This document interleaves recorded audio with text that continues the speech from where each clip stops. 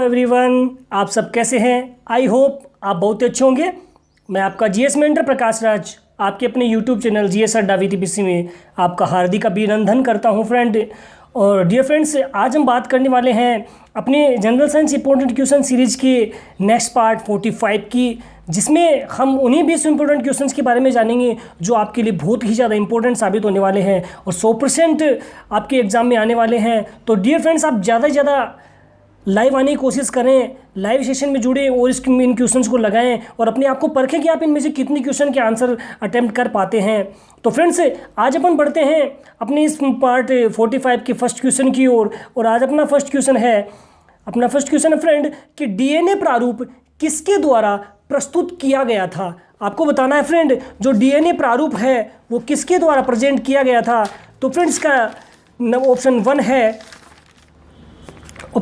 Option one है friend स्लीडेन व स्वान, 2 Watson व क्रिक और 3 कार्नबर्ग और 4 विजमेन व स्ट्रासबर्गर। तो फ्रेंड, आपको इसका राइट आंसर बताना है। तो फ्रेंड, इसका राइट आंसर होगा, इसका राइट आंसर की बात करें तो इसका राइट आंसर होगा ऑप्शन 2 वाटसन व क्रिक। यानी कि वाटसन व क्रिक ने सबसे पहले जो डीएनए प्रारूप का मॉडल था उसको प्रस्तुत किया था। इसके अलावा अन्य ऑप्शन की अपन बात करें तो अपने अन्य ऑप्शन में अपना फर्स्ट है स्लीडेन व स्वान, जिन्होंने कोशिका सिद्धांत का प्रतिपादन किया था। किसका प्रतिपादन किया था? कोशिका सिद्धांत का प्रतिपादन किया था। बात करें कार्नबर्ग की, तो कार्नबर्ग वो वैज्ञानिक थे फ्रेंड जिन्होंने डीएनए में जो डीएनए का संश्लेषण था वो प्रयोगशाला के अंदर किया था। यानी कि डीएनए का प्रयोगशाला संश्लेषण करने वाले कौन थे?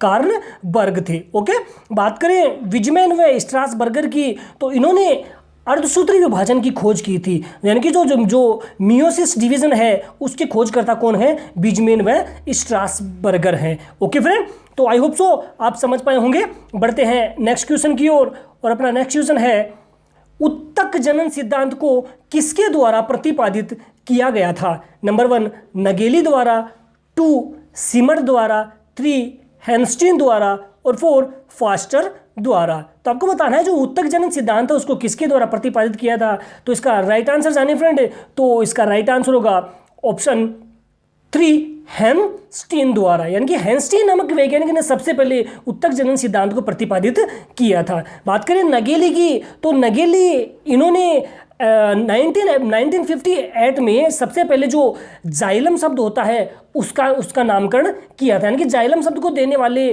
कौन थे? नगेली थे। और ये जो जाइलम होता है इसमें हमेशा जल का क्या होता है? परिवहन होता है। यानी कि जल का परिवहन किया जाता है। ये पौधों के विभिन्न भागों तक जल का परिवहन करने की किसके द्वारा होती है?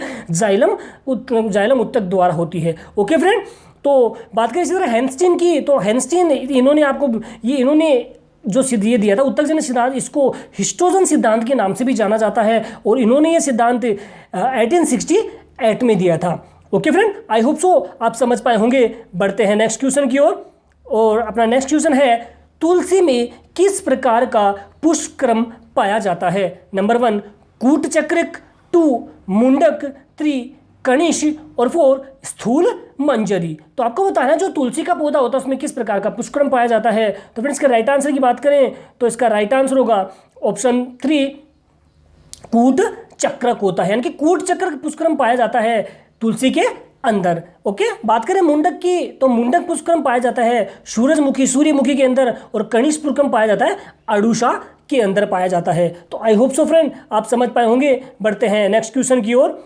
और अपना जो नेक्स्ट क्वेश्चन है वो है दमा व हृदय रोग से प्रभावित ग्रसित व्यक्तियों को किसके सेवन से हानि होती है।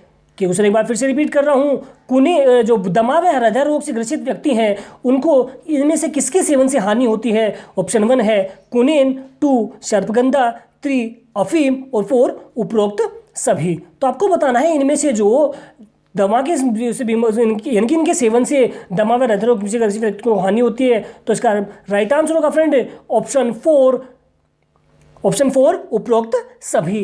यानी कि जो कुनेन, सर्पगंधा और अफीम है जो औषधि पादप के रूप में यूज किए जाते हैं, इन सब का अगर कोई भी जो दमा और हृदय रोग से ग्रसित व्यक्ति है तो उसके द्वारा इनको हानि होती है। बात करें इनकी बोटनिकल नेम की, तो जो अफीम होता है उसका बोटनिकल पेपेवरम सोमनीफेरम होता है, सर्पगंधा का होता है रावल्फिया सर्पेंटाइना, और जायफो रावल्फिया सर्पेंटाइना को हाई ब्लड प्रेशर की कंडीशन होती है उसके उपचार में इसका उपयोग किया जाता है। बात की कुनेन की, तो कुनेन का बोटनिकल नेम होता है सिनकोना ऑफिसिनेलिस होता है। तो आई होप सो फ्रेंड आप समझ पाए होंगे। बढ़ते हैं नेक्स्ट क्वेश्चन की ओर। अपना नेक्स्ट क्वेश्चन है, शुद्ध रेजिन को जल में डाल देने से फूल क्यों जाती है? आपको बताना है जो शुद्ध रेजिन होता है अगर उसको जल में डाल दिया जाता है तो उसमें फुलावट क्यों आ जाती है, वो फूल क्यों जाती है? नंबर 1 है बहिःप्रासरण के कारण, 2 अंतःप्रासरण के कारण, 3 जीव द्रव्य कुंचन के कारण, और 4 विषरण के कारण। तो फ्रेंड्स के राइट आंसर को जाने तो इसका राइट आंसर होगा ऑप्शन 2 अंतःप्रासरण के कारण, कि जो शुद्ध रेजिन होता है उसके अंदर अंतःप्रासरण की क्रिया होती है, उस क्रिया के कारण जो जल में अगर उसको अपन डाल देते हैं तो उसमें क्या आ जाती है, फुलावट आ जाती है, वो फूल जाती है। तो आई होप सो फ्रेंड आप समझ पाए होंगे। बढ़ते हैं नेक्स्ट क्वेश्चन की ओर। और अपना नेक्स्ट क्वेश्चन है, प्रकाश श्वसन कहाँ होता है? नंबर 1 हरित लवक में, 2 माइटोकॉन्ड्रिया में, 3 पराक्सीसोम में, और 4 सभी की सहायता से होता है। तो फ्रेंड्स आपको बताना है जो प्रकाश श्वसन होता है वो किन में होता है? तो इसका राइट आंसर होगा फ्रेंड ऑप्शन 4 सभी की सहायता से, यानी कि जो क्लोरोप्लास्ट होता है, माइटोकॉन्ड्रिया होता है या पराक्सीसोम होता है, इन सब की सहायता से क्या होता है, प्रकाश श्वसन होता है। ओके फ्रेंड, तो आई होप सो आप समझ पाए होंगे। बढ़ते हैं नेक्स्ट क्वेश्चन की ओर। और अपना नेक्स्ट क्वेश्चन है, एटीपी किसमें बनता है? एटीपी किसमें बनता है? नंबर 1 श्वसन में, 2 प्रकाश संश्लेषण में, 3 फोटोफॉस्फोरिलेशन में, और 4 इन सभी में। तो फ्रेंड्स के राइट आंसर को जाने तो फ्रेंड्स का राइट आंसर होगा ऑप्शन 4 इन सभी में, यानी कि जो एटीपी का निर्माण होता है वो इन सभी में होता है। श्वसन क्रिया में होता है, फोटोसिंथेसिस की क्रिया में होता है, और फोटोफॉस्फोरिलेशन में होता है, यानी कि इन सभी में एटीपी का निर्माण होता है। तो इसका राइट आंसर होगा ऑप्शन 4। बढ़ते हैं नेक्स्ट क्वेश्चन की ओर। अपना नेक्स्ट क्वेश्चन है, एंजाइम ताला कुंजी सिद्धांत किसने प्रस्तुत किया था? नंबर 1 एमिल फिशर ने, 2 जेबी सुमनर ने, 3 कौसलैंड ने, और 4 इनमें से कोई नहीं। तो आपको बताना है जो एंजाइम जो ताला कुंजी सिद्धांत है उसको प्रतिपादक कौन थे, तो उसको प्रस्तुत करने वाले थे फ्रेंड। तो इसका राइट आंसर होगा ऑप्शन 1 एमिल फिशर ने, यानी कि एमिल फिशर ने 1894 में सबसे पहले जो एंजाइम तालाकुंजी सिद्धांत दिया था। और उसके बाद उन्होंने बताया था जिस प्रकार जो एंजाइम होते हैं वो प्रोटीन के ही रूप होते हैं, तो इस प्रकार एक ताले को बिना चाबी से नहीं खोला जा सकता, उसी प्रकार भी जो एंजाइम होते हैं वो भी अपने अनुसार अन्य किसी तरीके से कार्य नहीं कर सकते हैं। ओके फ्रेंड, बात करें जेबी सुमनर ने, तो जेबी सुमनर ने इन्होंने सबसे पहले 1926 में यूरिएज एंजाइम होता है उसके क्रिस्टल को प्राप्त किया था, यानी कि यूरिएज एंजाइम के क्रिस्टल को प्राप्त करने वाले कौन थे? जेबी सुमनर 1926 में प्राप्त किया था। ओके फ्रेंड, बात करें कोसलैंड की, तो कोसलैंड ने 1959 में जो अनुरूप प्रेरण का सिद्धांत है उसका प्रतिपादन किया था। तो आई होप सो फ्रेंड आज समझ पाए होंगे। बढ़ते हैं नेक्स्ट क्वेश्चन की ओर। और नेक्स्ट क्वेश्चन है, वेंट ने किस पादप में ऑक्सीजन को खोजा? नंबर 1 फेलेरिस कैनारियंसिस, 2 एविना स्टाइवा, 3 ट्रिटिकम एस्टिवम, और 4 ओराइजा सटाइवा। तो बताना जो वेंट नामक वैज्ञानिक जो पादप में जो हार्मोन ऑक्सीजन पाया जाता है उसके सबसे पहले खोज किसने की थी? तो फ्रेंड्स इसका राइट आंसर होगा ऑप्शन 2 एविना सटाइवा ने, यानी कि जो एविना सटाइवा पादप के अंदर सबसे पहले वेंट ने ऑक्सीजन को खोजा था। बात करें अपन गेहूं की, तो गेहूं का बोटनिकल ट्रिटिकम एस्टिवम होता है, और ओराइजा सटाइवा होता है वो धान यानी कि चावल का बोटनिकल नेम होता है। ओके फ्रेंड, तो आई होप सो आप समझ पाए होंगे। बढ़ते हैं नेक्स्ट क्वेश्चन की ओर। और अपन नेक्स्ट क्वेश्चन है, पारिस्थितिकी तंत्र जिसको इकोसिस्टम कहा जाता है उसमें जो एनर्जी का फ्लो होता है उसका पथ क्या होता है? नंबर 1 शाकाहारी, मांसाहारी, उत्पादक और अपघटक, 2 शाकाहारी, उत्पादक, मांसाहारी, अपघटक, 3 उत्पादक, मांसाहारी, शाकाहारी, अपघटक, 4 उत्पादक, शाकाहारी, मांसाहारी, अपघटक। तो फ्रेंड्स आपको बताना है जो इकोसिस्टम होता है उस इकोसिस्टम के अंदर जो ऊर्जा का फ्लो होता है, ऊर्जा का फ्लो उसका पाथवे क्या होता है, इसका रास्ता क्या होता है? तो फ्रेंड्स का राइट आंसर होगा ऑप्शन 4 इसका राइट आंसर होगा कि सबसे पहले उत्पादक होता है। उत्पादक किसके? उत्पादक शाकाहारी पे डिपेंड होकर शाकाहारी को खाने वाले कौन? मांसाहारी होते हैं। और फिर मांसाहारी किसके ऊपर डिपेंड करता है? अपघटक के रूप में। तो इसका राइट आंसर ऑप्शन 4 होगा, उत्पादक शाकाहारी, मांसाहारी और अपघटक। ओके फ्रेंड, तो आई होप सो आप समझ पाए होंगे। डियर फ्रेंड्स, अगर आपको कंटेंट अच्छा लग रहा है तो आप वीडियो को अवश्य लाइक कीजिए, क्योंकि आपका एक लाइक मुझे इतना ज़्यादा मोटिवेट करता है कि मैं आपके लिए और बेटर से बेटर कंटेंट बनाने की कोशिश करता हूँ। तो फ्रेंड्स, इसी क्रम में अपन बढ़ते हैं अपने नेक्स्ट क्वेश्चन 11th की ओर। और 11th क्वेश्चन है, कैथोड किरणों के आविष्कारक कौन है? Number 1 J Thomson, 2 Rutherford, 3 William crooks और 4 गोल्डस्टीन। तो आपको बताना है जो कैथोड किरणें होती हैं उनके आविष्कारक कौन है? तो फ्रेंड्स का राइट आंसर होगा ऑप्शन 3 विलियम क्रुक्स है। यानी कि विलियम क्रुक्स वे वैज्ञानिक हैं जिन्होंने सबसे पहले कैथोड किरणों की खोज की थी। इसी तरह बात करें अपन इन्हीं के सदस्य होते हैं एनोड किरण, जिनको धन किरणें भी कहते हैं, उनके खोजकर्ता का नाम है गोल्डस्टीन ने। और जो रदरफोर्ड थे, इन्होंने अपना परमाणु प्रतिरूप मॉडल दिया था, जिसके आधार पर उन्होंने जब एक सोने की पन्नी के ऊपर जो एटम्स की बमबारी कराई तो उन्होंने देखा कि कुछ कण ऐसे थे, कुछ कण तो उससे टकरा के वापस अपनी ही दिशा में लौट गए, और कुछ कण ऐसे वो बिल्कुल सीधी दिशा में। उनमें से एक कण तो ऐसा था जो 1000 में से कम एक कण ऐसा था जो टकरा वापस उस जिस माध्यम में गया था उसी माध्यम में लौट आया। तो उसके आधार पर उन्होंने ये बताया था जो परमाणु होता है, परमाणु के केंद्र में जो नाभिक होता है उसके अंदर न्यूट्रॉन प्रोटॉन प्रेजेंट होते हैं, और उसके जो बाह्यतम कक्ष में इलेक्ट्रॉन उपस्थित होते हैं। तो ये रदरफोर्ड ने अपने परमाणु प्रतिरूप मॉडल दिया था। बात करें जे थॉमसन की, तो जे थॉमसन ने इलेक्ट्रॉन की खोज की थी। ओके फ्रेंड, बढ़ते हैं नेक्स्ट क्वेश्चन। अमोनिया अणु की आकृति कैसी होती है? नंबर 1 त्रिकोणीय, 2 चतुष्कोणीय और 3 रेखिक और 4 पिरामिडी। तो आपको बताना है जो अमोनिया अणु की आकृति होती है वो कैसी होती है? तो फ्रेंड्स इसका राइट आंसर होगा ऑप्शन 4 पिरामिडी। यानी कि पिरामिड का आकार, जो पिरामिड होता है उसके आकार की आकृति होती है, इसलिए अमोनिया अणु की आकृति होती है। ओके फ्रेंड, बढ़ते हैं नेक्स्ट क्वेश्चन। अपना नेक्स्ट क्वेश्चन है, आवर्त सारणी के संबंध में अष्टक नियम किसने दिया था? नंबर 1 डोबे राइनर ने, 2 न्यूलैंड ने, 3 लुइस ने और 4 लोथर मेयर ने। तो आपको बताना है जो आवर्त सारणी के अंदर जो अष्टक नियम है वो किसने प्रस्तुत किया था?